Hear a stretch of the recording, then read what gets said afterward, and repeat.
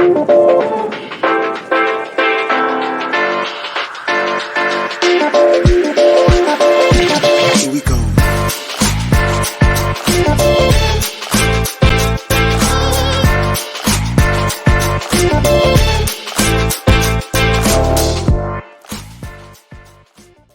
What is up, everybody? It is Dr. Vibe here, host and producer of the Ordinary Dr. Vibe Show, the home of Epic Conversations, and I'm the host of Epic Conversations 2022 Best Pod. No, 2020. We're in 2022. 2020 Best Podcast News Award winner, 2018 Innovation Award winner given out by the Canadian Ethnic Media Association. I also co-host and co-produce the only online show in the world for dads and fathers that's sponsored by Dove Men Plus Care. And as always, I'd like to say you're blessed, highly favored, a magnet for miracles, and a solution for someone's problem. And we are broadcasting live on September 24th. Yes, October is coming around the corner, but we still here, family. It's still somewhat warm here in Toronto. We got some decent weather that's hanging out. But Sunday afternoons, Black Canada Talking around 5 p.m. Eastern Time. Black Canada Talking is a live online event that provides Black Canadians the opportunity to express their POVs and give their takes on things that are of importance to them. And also, we just like to spotlight great Black Canadians too. But today, we have back on a Black Canada Talking OG. I'm saying that respectfully. OG, and I'm underdressed today. Check this out. Check this out. Cesar, how are you today, sir? I'm good, Dr. Vab. I'm good, my people. Thank you always for having me. It's always an honor. And thanks for the compliments. You know, it's my usual, but today we had my niece's fourth birthday, so I just had to throw something on, right? Oh, you just had so this is what he just has to throw on, family. Can you imagine when he takes some time? Like, come on now. I just have to throw something on. What's going on in regards to everyday life for you? I know you do a lot of stuff for a lot of organizations. What you've been up to lately? Well, allow me to promote. I actually don't have one of the flyers here, but I would definitely send that to you. I want to give a shout out to our CEO, Ketia Peters, and Program Director, Mark Jacob of Roots and Culture Canada for the great program they are running for our Black youth in regards to basketball, pizza, but also mentoring in partnership with Black History Ottawa. So last Thursday, I got to speak to the youth regarding leadership and justice in Canada. And at the same time, of course, giving trainings and conferences in Ottawa and outside of Ottawa. As you know, there's a rise of hate, and also there's a pushback against EDI, anti-Black racism education. And, you know, it becomes eventually a conflict of values, as notably this week in different cities across Canada, there were protests against LGBT education. But this also happened overseas in Europe. Such as in Belgium, in the same week where, notably in Africa, Kenya is looking at passing a law that basically would condemn up to the death sentence people who are deemed LGBTQ. So, you know, like I tell my Black people, it has nothing to do in terms of, when I say embrace, in terms of, you yourself being LGBTQ.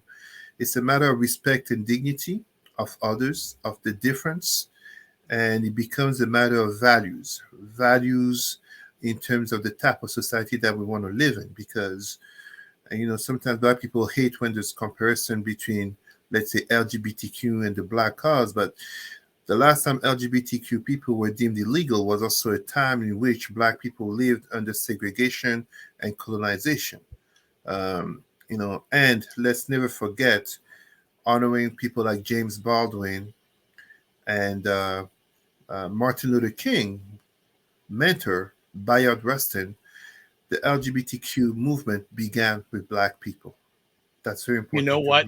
remember. I just want to interrupt before we go any further. So, a few things before we get started today. Mhm. Um, as always, if you haven't done it yet, I want to encourage you to subscribe to the Dr. Vibe Show YouTube channel and hit the notification button so you get notified for upcoming conversations. Also, like the Dr. Vibe Show on Facebook, YouTube, and Instagram. Two, if you want to advertise your business, product, or service on the show, please email me at dr period vibe at the dr vibeshow.com, and love to do that. Now we got some people who are chimed in. One of the wonderful, I haven't seen this person in a while, green-eyed little baby. She usually chimes in on State of Things with Aisha, Jill, and Lala, but she's here this afternoon when we're broadcasting live. Great. And she goes, she is good. And she's great finally to get a notification for your show. Yay. So it comes through. And before we went live, Cesar and I, we had two topics we wanted to chat about, but I would like him to talk a little bit deeper on this subject since he already chatted about, because this past week in across Canada, and he was saying globally, there were arrests, heated exchanges at mark rallies over LGBTQ school policies. So, Cesar, if you're comfortable, let's delve a little deeper, into this topic. Yeah, no, look, how can I put it? Oh, sorry, my light just went a little bit darker. No No, problem. I am absolutely in support of our brothers and sisters who are LGBTQ. I am a Pan Africanist, and yes, most Pan Africanists oppose LGBTQ rights because most Pan Africanists are actually Christians or Muslims. People often hear me talk about religion, but that's exactly what it is. Religion is the main driver of homophobia, whether we talk about homosexuality, going to hell, uh, false links with pedophilia, etc., etc. So protests that have occurred across cities actually also happen, as I was saying, um, in Europe. But what most people don't realize is that it is religious extremists, aka integrist extremist religious groups that tend to drive them. Although it is true 100% that there are concerned parents. There are concerned parents who feel, 5, 6 years old is too young to teach about sex to the kids in elementary school, and that it is not the job of the school teacher to do so. I could almost agree with that if it wasn't of the fact that indeed there are children who do have questions about such things in regards to the society and the times that they live in. And the coursing questions are not a matter of teaching kids to be gay or lesbian, such type of fears. It's more in terms of focusing on empathy and compassion and an opening to the difference. I know a lot of Black people will criticize me here without even knowing what these courses are about, without even having knowledge of what they are about. But two very important things I will tell our Black people. And Dr. Vibe, I think you know notably of the first one. Although we are under a conservative government here in Ontario, the conservative government of Doug Ford, when they came in, they scrapped notably the EDI and LGBT education that was there under the Liberal government of Kathleen Wynne. But then they reintroduced something that was even more progressive. So this government is very pragmatic in terms of adapting itself to the realities of the landscape. The same government that in 2020, when a certain George Floyd got killed, Doug Ford said there's no systemic racism in Ontario. A matter of what, 24, 48 hours later, recognizing that there is systemic racism in Ontario. Pragmatism, adjustments. So the very conservative government that's present here, and Doug Ford really does not embark too much on social conservatism. Although, of course, there's rhetoric against the woke, the extreme woke. This is another thing. Black people, I am woke. I'm proud to be woke. My family is woke. I want every Black person to be woke because being woke started with Black people 100 years ago. This was part of the Pan-Africanist movement to be woke, to be awake, to the oppression of the state against black people. Stay awake, stay woke. That's where it comes from. White conservatives have basically polluted that term to speak of extreme leftists that they call woke. The other thing I want to bring to the knowledge of our listeners is that we're in 2023, 70 to 50 years ago, following the Supreme Court decision in the United States of Brown versus Board of Education that led to the desegregation of the school system, started the notions of adjustment and education of white children to the black counterparts, to the black schoolmates, educating them in terms of notions such as, black skin is not evil, black skin is not chocolate, black skin doesn't make you dirty. The type of education that a certain Dunham, I think her first name was Victoria Dunham, but that white woman who made the lie about Emmett Till. This type of education becomes necessary to create a better society. And when I say better society, and I know many black people hate why do you have to talk about the black plight when the topic is about LGBTQ? But because there are links in terms of oppression of people. It's like talking about the genocide of black people and not seeing links with the genocide of, for example, Jewish people in terms of how people become turned into objects to make it easier to kill them. So here, what I'm saying to our people, absolutely, I can understand the concern of parents, notably black parents, in terms of what is taught to the kids at school. But I would invite them to pay attention and to stop falling for the videos and the rhetorics of the extremists in terms of, always the sensational video to bring people to be excited and to be angry. Many of these anti-LGBTQ protests, it's extreme Muslim and Christian organizations that are behind them. And white conservatives. You think I'm going to ally myself to those people? The same people who tomorrow will turn against you. I mean, it made me laugh when I saw veiled Muslim women protesting against this, fully knowing that they are protesting with people who tomorrow we tell them, go back to your country. So these are the type of realities that our people don't want to see. Absolutely no. Like, I cannot tell you, as notably a consultant who work in the education sector, I cannot tell you of a school board that is embracing teaching sexuality to children in elementary school. But I can tell you of school board, including Catholic school boards, that have become open to LGBTQ education in terms of embracing the difference and making children feel well in the skin, no matter the sexual orientation might be, and no matter what the sexual orientation of the parents might be. Those are two very fundamental things. Okay.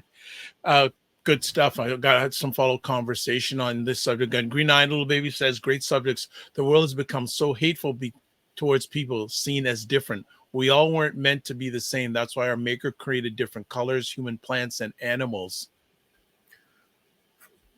For me, it's a matter of respect and dignity. That's all it is. It's not a matter of, no, it's respect the right to live, the right to dignity of others without them having to hide themselves. Why is it that, if a person is LGBTQ, well, they're not bothering you. Let them live their life. I don't see an anti-heterosexual movement here. No. It's so, and unfortunately, this type of anti-LGBTQ hate, homophobia, and some people think homophobia just means having fear of homosexuals. No, you don't need to be afraid of homosexuals, but you basically cultivate a certain fear, a certain hatred towards them, and black communities tending to be more religious than others tend to be reinforced with homophobic messages at church, just in the mosque and in black families.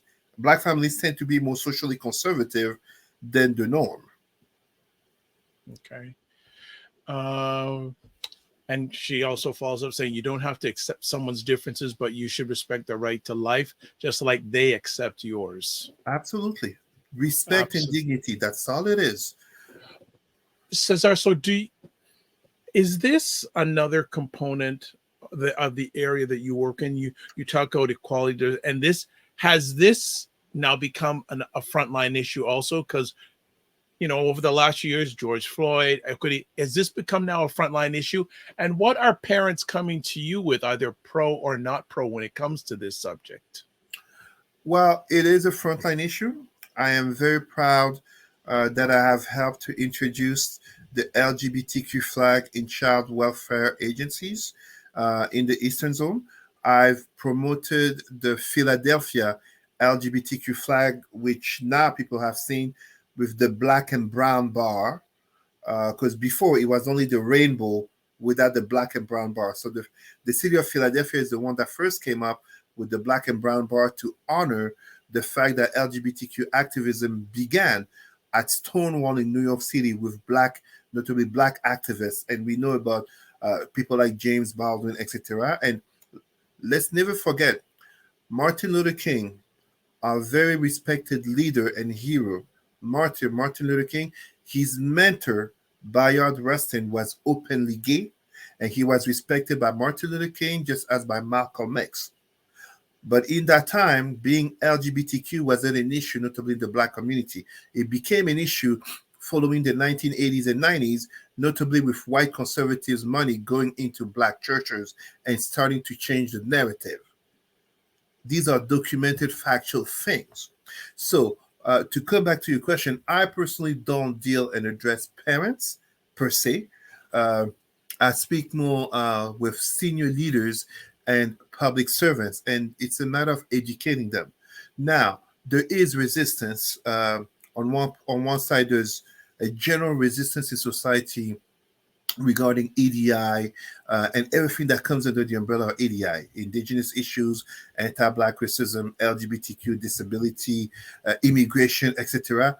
But there is also resistance and pushback, notably in terms of workers, notably public servants, in regards to feeling like uh, these are not values that they embrace. And some have decided to leave the agencies.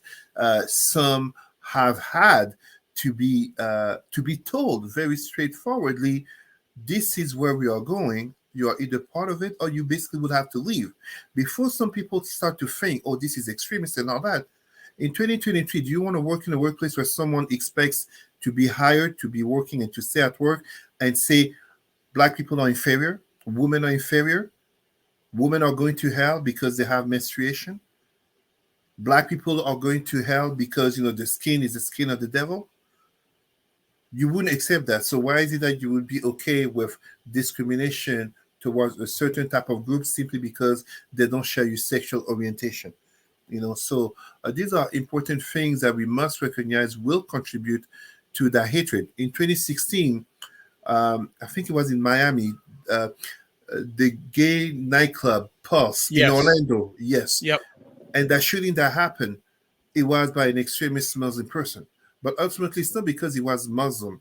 It's because he was extremist. As we know, extremists of all types, Muslim, Christian, Jewish, etc., do kill gay people. And ultimately, we have to recognize, as Black people and as a Pan-Africanist, we have Black people who get killed because of the sexual orientation that they didn't choose, that they're born with, that they will die with, just as us being heterosexual.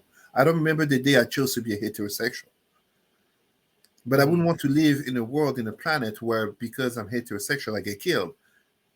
Because not long ago, we lived in a time where simply because I'm Black, I'm living under segregation, colonization, slavery, etc.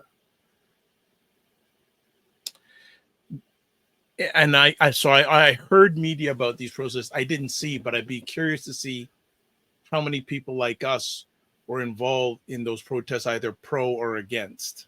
There's always Black people involved. There's always Black people involved in these type of things. And I mean, and you know what? It's okay. Like, I don't, if a Black person feels so strongly regarding this issue, great. That's part of the integration in society. I will not I don't bash a black person for where they stand at today because, as our great hero Malcolm X said, don't look down on the person who knows less than you today because there was a time when you didn't know as much as you know today. So that's fine. It's the evolution and the progress of the person. I mean, we're talking about this here in terms of protest and people, with signs and all that, but we look at Africa where we have countries that are passing laws condemning to like years in jail and even the death sentence people for being gay. And this type of mentality comes from colonization by the Arab Maghrebis with Islam and colonization by the European Christians with the Bible. That's where it comes from. In terms of anthropology and sociology, there have not been found records of condemnation and killings of people for being LGBTQ in Africa prior to colonization and the arrival of the ideologies of Islam and Christianity. I cannot make this up. In Kemet, former ancient black pharaonic Egypt, there was an interdiction of being gay for Pharaoh because Pharaoh represented the link between the gods and the people, and as such, he had to reproduce, aka the fertility of the Nile. But there have not been found proofs of people, even in Kemet, being killed for being gay. Meanwhile, we know people would get the death sentence for killing cats. Why killing cats? Because cats in Kemet, ancient pharaonic Black Egypt, cats were necessary to preserve the grains for food against rodents. So if you kill the cat, you endanger the lives of many people. So we do have records that people will get killed for killing cats. But there are no records, as far as I know, as I speak today, there are no records of people being killed for being LGBTQ. Hot topic, hot topic, hot topic. Love it, love it, love it, love it, love it. And again, it was something that, it just came up. It So just that's came out. It just came out. But this shows again the weight of what our ignorance can produce as Black people. And when we think about whether it be in the Caribbean or in Africa, so many brothers and sisters being ostracized, being killed, being driven to suicide, also being driven to immigration, notably to come to countries like Canada. Yes. Simply because of the difference, because of the mindset of the colonizers, the enslavers, with the so-called holy books. That is fundamentally a problem because in the world that we live in today, I dare anyone to come show me the white Europeans or white Arabs or white Jewish or white Indian people or Asian people who are victim of ostracism or led to suicide or killed by their own because of a Black ideology. I challenge anyone to come bring me those examples. I don't know any. All right. So for our topic, we had no idea we were going to chat about at the beginning. That's where things are. There's so many things that come up with that, and that's so I think also too. When I had hair, and when I was in high school, I had a teacher named Mr. Patrick, grade 9 consumer ed class, and he said something that I've never forgotten. He said back then, he says everything that happens in the U.S. within 10 years will hit Canada. This started in the U.S. a while back. Like the battleground over the last year or two in the United States, especially politically, the school system. And now you see it's filtering up here. So definitely we'll keep an eye on this story. What we're going to do, we're going to take a quick little break, probably a 30-second break, and we'll come back. And on the other side of the break, we're going to talk about the Canada-India squabble. Ooh, actually, last night I was hosting State of Things, Aisha, Jill, and La. They said, Dr. Vibe, you got to talk to us about that. You're not telling us about that. And they're based in the United States. So people in the U.S. are asking us about this. And we're going to get a Black Canadian lens on it from Cesar. I'll add a little bit myself. And then we're going to talk about a very special announcement from the UN that Cesar is involved in. So this is beautiful. So we'll be back in about 90 seconds. You know, and that's what I feel like. You feel like you're the Harry Tubman of the mind. I am. I feel like I'm the I'm one of the Harry Tubmans of intelligent Black people. Like I want to liberate y'all from like being left behind and ignored and in oblivion. No, really, the rappers get all the attention. You know, seriously, does anybody else feel this way? Like ignorant Black people, they'll be all up, you know, getting all the headlines on the Shade Room. Overly sexualized Black folks. Like the twerkers and the, you know, just people that, you know, don't always represent the best of us, you know, the diversity, you know, like people like Dr. Vibe. Like everybody should know about people like Dr. Vibe. Dr. Really Vibe he's trying to do good work for Black people. Dr. Vibe from Toronto. Good to see you, my brother. Dr. Vibe. Everybody follow Dr. Vibe. He has a great show. He's very good at what he does, and I have a lot of respect for him. Okay, so let me hop into this. What's up, Dr. Vibe? How you doing? Everybody, if you see Dr. Vibe in the chat, everybody go follow the Dr. Vibe show. Dr. Bob is a real smart brother and a good human being. I like the guy a lot, and he's very intelligent. And I think everyone should pay attention to what he's got going on. We got to shine the spotlight on the intelligent Black people out here that are really doing the good work. Don't just pay attention to the rappers and the celebrities. You know, a lot of these people are losers. Your true winners are your people in your community that are really having your back. You know, helping us to have stronger families and a stronger community. So Dr. Vibe is in that category. So you might see the Dr. Vibe show in this chat. If you see him, please go follow him. Okay. All right. We are back with Cesar on Black Canada Talking. And before I go any further, too, I want to say, if you want to touch base with Cesar, there's his email address, president@rootsandculturecanada.com. And also Facebook, there is his Facebook address. So we're back, second half of our conversation. And yeah, there's a lot of stuff going down with Canada and India these days. And so for those who don't know, just a high level, Canadian Prime Minister Justin Trudeau, I think earlier on this week, accused the Indian government of aiding in the killing of a Sikh representative in Vancouver. I don't know exactly when it happened, sometime in the last year or so, and it's been going back and forth. India's sent back their Canadian ambassador to Canada. Canada's same thing. I also hear now that I think India has suspended passports for those who are traveling to India. I think I hear that. I was talking to an associate the other day who was planning to go to India next month. He says it's up in the air because he don't know if it'll be allowed in the company or not. Cesar, what do you say about this interesting tit for tat? So I would say first and foremost, in appearance, this is not a topic that concerns Black people. We're talking Canada-India dispute. What seems to be the assassination of a Sikh militant. But I find this dispute interesting in terms of what it can notably teach Black people. First and foremost, allow me to say that I have, how can I put it? I've been well treated by this community, the Sikh community. I've been to a Gurdwara, basically the temple. I may have mispronounced the name. I apologize. I've been well received by Sikh people. I've been well received by people from India all over. So you're talking about Hindus, Buddhists, etc. So in appearance, it doesn't concern us, but we have to notice something here. It's beyond the assassination of a Sikh militant. Basically, this Sikh militant who Canada says was killed by orders of the Indian government, it comes in a context of India under the government of Prime Minister Modi having an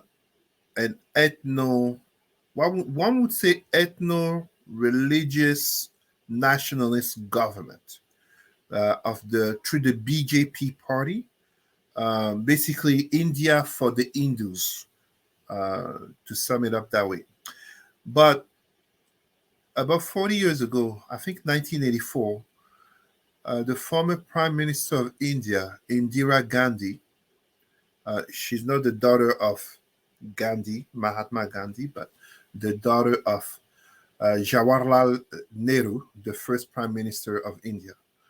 She had ordered what became known as the massacre of the Golden Temple that killed many Sikh. And one of the consequences was not only the immigration of many Sikh people, notably coming to Canada, because Canada is the number one immigration nation of Sikh people, especially when you go to the Brampton/Toronto GTA area.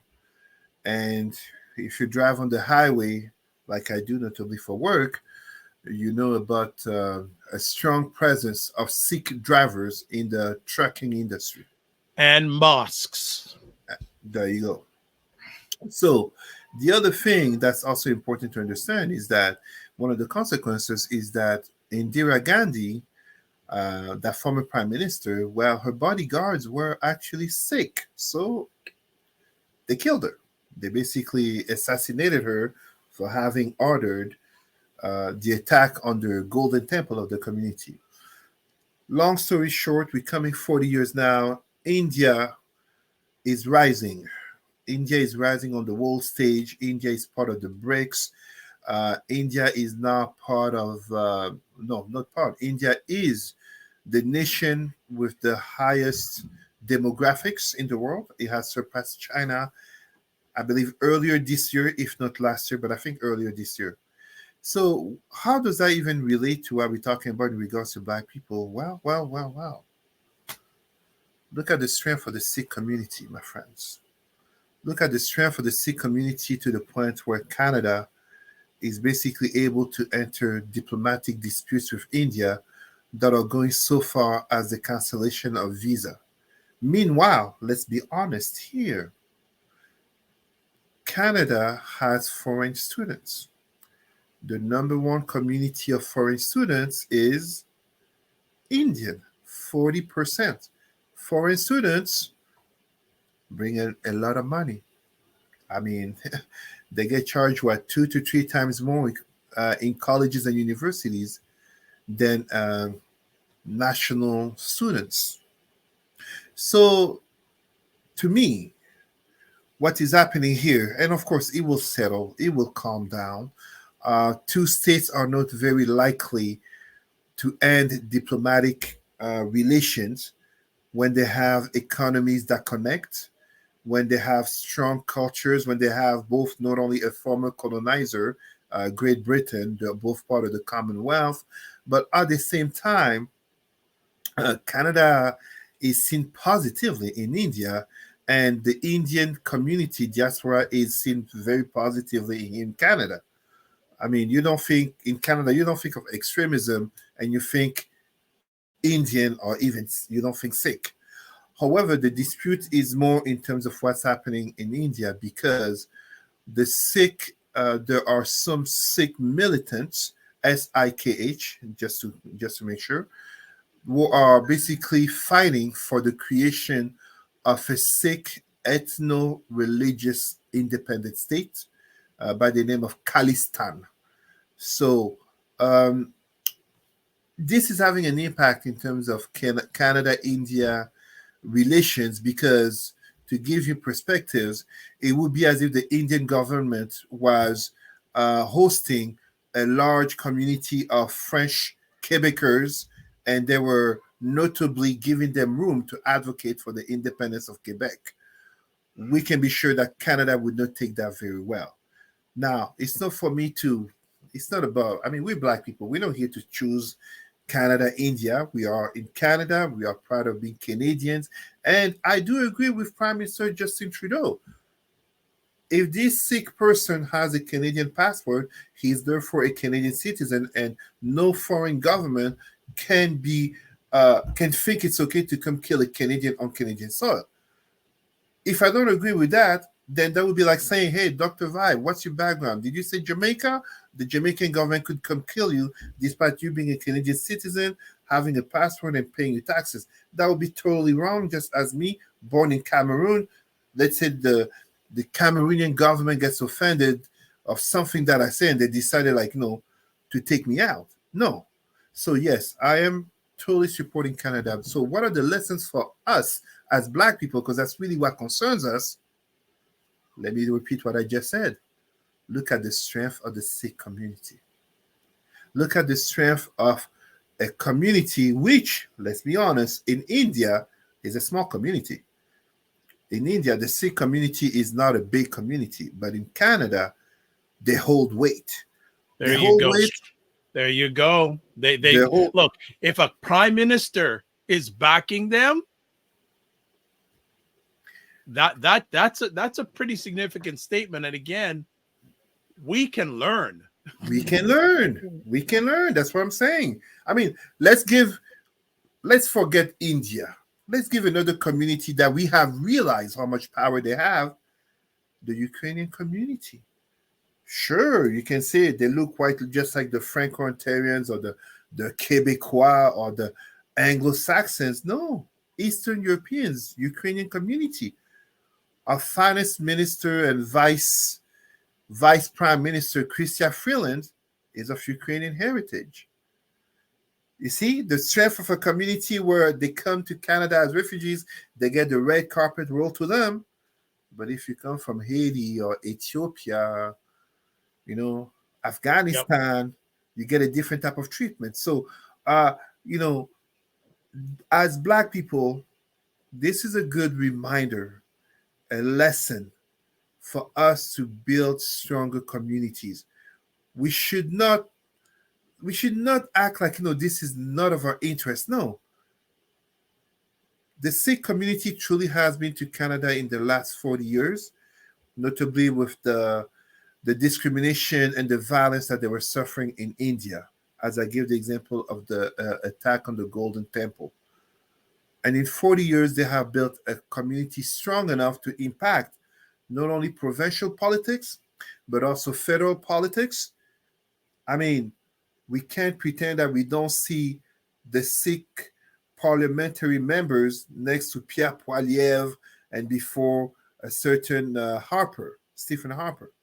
And they're there in parliament with a turban. Meanwhile, we have Black people who are ashamed, scared of wearing traditional African outfits in public. Jagmeet Singh didn't take off his turban because, oh my God, now I'm leader of a political party in Canada. I must integrate. Let me fix my beard. He stayed true to his identity, and he's been there now for years. The Sikh community. Very good point. So we talk. I always talk about the successful communities, Jewish, but let's say they're white, Chinese, Indian, Sikh. Technically, Sikh are Indians, but you see what I mean? The Sikh community. There you go. So this is for us to learn. This is for us to build strong communities. The Gurdwaras are basically the cultural centers. They are there in the big cities. It's interesting you mentioned that. Just to build on that. Sorry to interrupt. I'll let you finish your point. Go ahead. No. Go ahead. I was just saying, it's interesting in media. You don't see as much a negative portrayal of those cultures as our own. Because they're strong. When you're strong, it helps to protect you. It doesn't mean that you won't be attacked. There's still anti-Semitism going on. But, the Jewish George Floyd is not exactly someone that we hear about in the news. Meanwhile, every month, there's a new Black George Floyd. The Chinese every month, every day. Right? Because we only hear about the extreme one of those every day. And let's not forget that we have sisters who also get killed. Sandra Bland, for example. There's many. So, but we don't hear about where's the Jewish George Floyd? Where's the Chinese George Floyd? Where's the Sikh George Floyd? Don't get me wrong. There should never be one. I am not here saying there should be one or no, there should never be one. So why is it that we're having Black versions of George Floyd, of Sandra Bland? Those are the ones that make it to the media. So imagine the vast amount that never make it from here in Canada all the way to Brazil and going to Europe, going to Israel. Going to Australia, the country that jails the most children. And those children, they're not white children. They're indigenous blacks. That's what I mean. All right. Okay, let's move to our final conversation topic today, and we're ending up on an upbeat. Cesar brought this to our information. UN report urges countries to consider financial reparations for transatlantic slavery. This is very much near and dear to Cesar's heart, and I think it should be near and dear to any Black person's heart. But Cesar, thank you so much for bringing this table. Can you give us a lowdown on this? Well, basically, and I think Dr. Vab, you may have the photo story. Yeah. Oh, sorry. Okay. Well, what I'm going to do is I'm going to bring the photo first, and then I'll bring the story. So let's see if we can do. Okay, we're going to do the photo first. Hopefully, it's going to come up. It's going to think here. All right, let's bring. Okay, here we go. Here goes the photo. Thank you. Well, basically, end of May, beginning of June, I had the honor, among others, including Roots and Culture CEO Cesar Peters and Roots and Culture Program Director Mark Jacob, of being selected to be at the United Nations to represent the Canadian Black civil society in the context of the United Nations Permanent Forum for People of African Descent. And the issue of reparations for slavery is, not only was then, but is still a central one to address. So the United Nations this week, basically including the Secretary General, the United Nations Secretary General Antonio Gutierrez, basically the UN is moving forward with not only recognition but truly speaking of financial reparations for the transatlantic slave trade of Africans. Now, how can I put it? I think this is a great thing. Obviously, this is something I stand for. I am absolutely 100% behind the notion of reparations. For those who would like to criticize it, the Jewish community has gotten reparations in regards to the Holocaust, the Shoah, the Holocaust of Jewish people, and they are still getting reparations to this day. In Canada, as I believe in the United States, the Japanese community has gotten reparations in regards to the internment in camps of Japanese people during World War II. It's very clear that we can talk of reparations to indigenous peoples, notably here in Canada, at the cost of billions, in the name of residential schools, child welfare, and the very Canadian state having stolen land and having caused not just cultural genocide, but genocide of all types to indigenous people. So why not Black people? Well, why not? We should have the reparations. Those who want to make the argument of how far back are you willing to go in history for reparations because, etc., people have enslaved one another. Well, first of all, that's a false argument. Reparations are occurring notably because people have been targeted on an ethnographic lens, meaning Africans did not get enslaved simply because there was slavery. They got enslaved because they were Africans. Blackness became condemned. There was legal, so those who committed slavery were not committing slavery simply because they wanted to or because they could. The state was sponsoring the enslavement of Black people. The very fact that we have today Western names, many from the Bible, or Muslim names, notably from the Quran, are legacies of slavery. Now, one of my first criticism of this, and I was one of the rare ones to address this at the United Nations, as I didn't get to have 2 minutes to speak for those 3 days I was there. I was never picked to speak, but one of the things that is important to remind our Black people, the enslavement of Black people by the white Europeans basically lasted, the earliest date I can give you with my historical knowledge is 1443 by the Portuguese off the coast of Capo Verde until 1888, again by the Portuguese in Brazil. However, the enslavement of Black people, like the targeted enslavement of Black people by the white Arab Muslims, began in 639 with the treaty called Bact. And the Sudanese people were the first ones to be victimized by this, where basically, in order to avoid war, you have to give us slaves.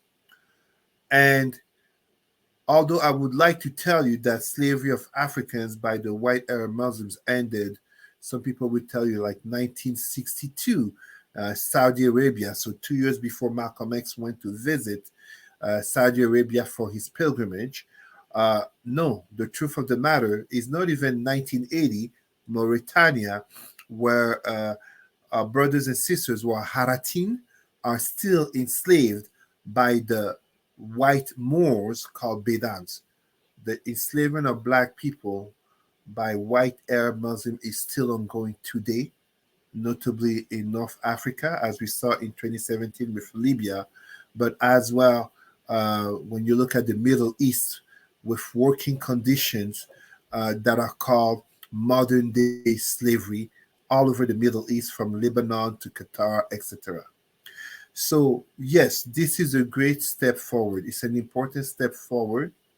And this is all part of a bigger conversation in terms of the restitution of African art to the Africans. You know, the missionaries, notably priests, white priests, were convincing Africans that the art was witchcraft, and therefore to burn it or to give it to the white missionaries. And those missionaries, notably priests, what did they do? They put them in the museums in Europe and North America, and they got rich off it. Meanwhile, they imposed upon Blacks the statues of Jesus, the statues of Mary, etc. And we still, for far too many of us, we still perpetuate the consequences of slavery and colonization upon our people, notably with honoring the legacy of the ideologies of our oppressors. Even me, Cesar, there's no such a thing as an African named Cesar in a world where we have no white people is called Kofi. Show me the white person who is named after an African emperor, after an African king. Show me that white kid born since 2008 named Obama. And here I am, a Pan-Africanist, a Black community leader, Black and proud as I am, African around my neck, first name Cesar. That's slavery and colonization. I know we're coming to the top of the clock because I know the boss of the house will be probably looking for you. But I just want to ask, and I think we need to have a further conversation down the line and maybe get a number of representatives and maybe international conversation about this. Oh, I got them. Okay, well, let's talk offline. Let's make it happen. My concern when it comes to reparations, people will talk about it, but when the aspect of money comes up, crickets. Well, there's a reason why. And I mean, there is a reason why. And look, we were talking about the Sikh community and how Canada's Prime Minister Justin Trudeau, I mean, let's be honest, Justin Trudeau is not even standing up for the Sikh community. He's not. A Canadian citizen was killed, according to reports, by a foreign government. Justin Trudeau is doing his job. It just happens this person is of the Sikh community. But again, it speaks to the strength of that community, which is the difference in terms of in Canada, the Sikh community is strong. In India, it is not strong.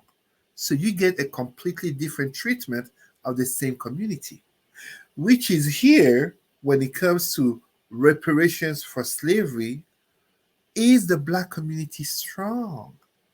Are we a strong community in these Western countries in order of thinking that we truly could get financial reparations for the transatlantic slavery? Yes, there are Black families that notably got some type of reparations for injustices upon them during segregation. I'm thinking notably of a Black family that owned a piece of the beach in LA, and they got reparations after, I don't know if it's a century. Yep. There are communities, notably in Africa, that got some form of reparations. I'm thinking here about, I might be wrong, but I'm thinking here about the Herero and the Nama. They're survivors of the first genocide of the 20th century. So sometimes people, they hear genocide, they right away think about the Jewish community. No. The first genocide of the 20th century, I believe 1905, 1907, was committed in Africa by the Second Reich. The Second Reich is basically the Second Empire, the Second German Empire. Hitler and the Nazi, that's the Third Reich, the Third Empire. Under the Second Empire, the Germans killed 50 to 70% of all the Hereros and Namas in what today we call Namibia and nearby countries. So they got some form of reparations. Right. But those are the minorities, the minutes, the very minority groups and communities and families that got any type of reparations. And then, even if reparations does occur, how would that money be managed? Who would get that money? Why would we? That's I am not a fan of giving a check to a person simply because they're Black. We're gonna hold that conversation because there are people who take that side saying, but people say we don't want to give it to a lot of organizations because we can't trust them either. That's also, you see, that's also part of a problem. So again, before a check comes, we got to work on ourselves, because let me put it to you in perspective here. Imagine right now, whether you win the lottery or you become rich and famous, if you don't have a structured mind to manage your money, one way or the other, you will become broke. Well, there's always these surveys on what percentage of people win the lottery become broke within 5 years. There you go. So right now, as a community, I'm not saying as individual. As individual, whether you give me $1,000, $1 million, or $10 or $100 million, I will manage it well. But that's because I'm already managing well my money. But that's me as an individual. I am not each and every Black person. So this goes back to one of the things that I denounce: the 3 cancers of the Black psyche: entertainment, number 1, consumerism, number 2, and number 3, religion. In terms of the Black community, when you notice these 3 cancers, entertainment, consumerism, and religion, giving disparately large sum of money to individuals simply because they are Black is bound to be a failure. I am telling you, give a check to most Black people right now, Monday to Thursday, that money will be gone between Friday and Sunday. Why? They will be at the mosque, they will be at the temple, they will be in church, and they will spend that money right there. The bank account or the realities of the family will not have improved intergenerationally. And that is a fundamental failure. The state of Israel went from kibbutzim, basically communities in the desert. And yes, whatever the relations, the conflict with the Palestinians is a different topic. There's anti-Black Palestinian racism among Palestinians, just as there's anti-Black Jewish racism among the Jewish people. So that conflict is not my issue. But the state of Israel went from kibbutzim to 1947, 2 states, to a state, no matter how some people want to call it, Zionist, whatever you want to call it, but a state that not only received are the number one receivers of U.S. military and economic aid, but also of European aid and also of reparations. The state of Israel is a state that weighs a lot. And FYI, as we speak about reparations, the state of Israel is an observer state at the African Union. Meanwhile, Haiti, First Nation that started a revolution to end slavery, is also an observer state. That's a travesty of Black pride. We'll end it on that note. Excellent stuff today. So as I said before we started today, we're sort of jambalaying around in regards to conversation topics, but you know what? We just bring something up and Cesar brings the heat. So as always, Cesar, I want to thank you for taking time out of your positive, productive schedule. Most importantly, as a dad, as a father, as a change maker, a great change maker. Thank you. with our people. We are so happy to get you when we can get you. You know that, and we get you when we can. So I want to say thank you so much. Anything you'd like to end off with, or anything coming up that we need to be on the watch for? Yes. So last time I was talking about it, but allow me to add further. I want to congratulate Native TV, the first, they say, multicultural television, so television, but also web TV channel in Quebec, where basically, we say minorities, but truly we are not minorities. We are the global majority. Non-white European people will be seen under better positive light on the Quebec screen. At the same time, there is an event coming if you're in Ottawa, October 7th. I will be part of a panel that will basically address some issues impacting Black males in Canada, in the area. I will definitely send that info to you, Dr. Vibe. Please do. So yeah, that's basically what's happening. And for all our people there, keep growing in your Black pride. I'm so proud to see youth asking questions. I'm proud of seeing people like I go to Afrofest when there was the Afrofest here in Ottawa, and people noticing, how I'm dressed, coming forward, asking questions, whether it be on religion or politics or society, people talking about wanting to connect with the roots of the ancestors, wanting to know the truth. People who have seen me on TV, seen me on panels, on conferences, on debates, on Dr. Vibe. Please, my people, grow in your pride. This century can be an African century. It can be a Black century. Our statistics predict 2100, 1/3 of all humans will be Africans. I did not even say Black.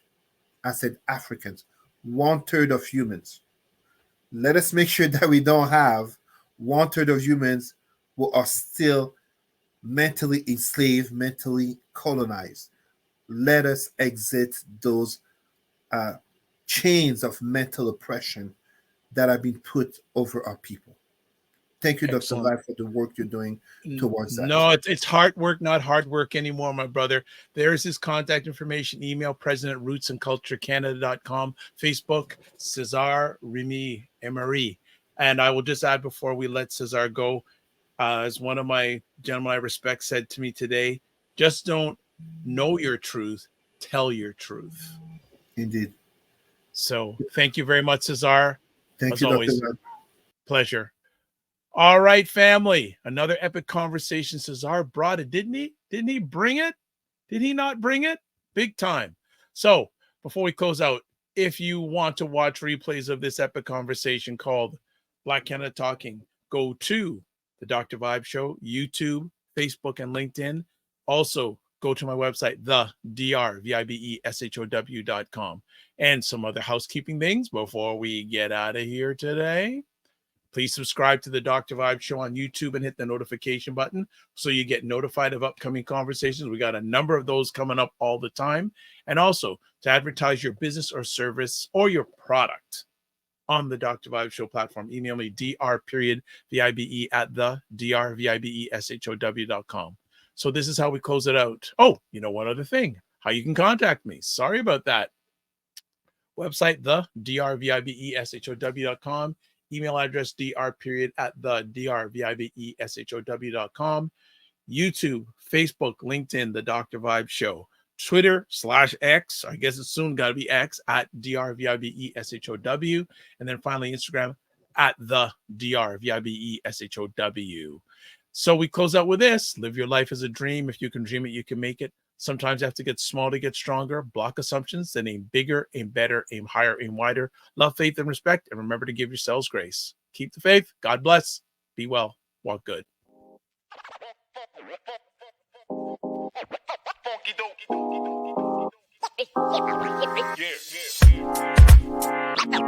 Yeah.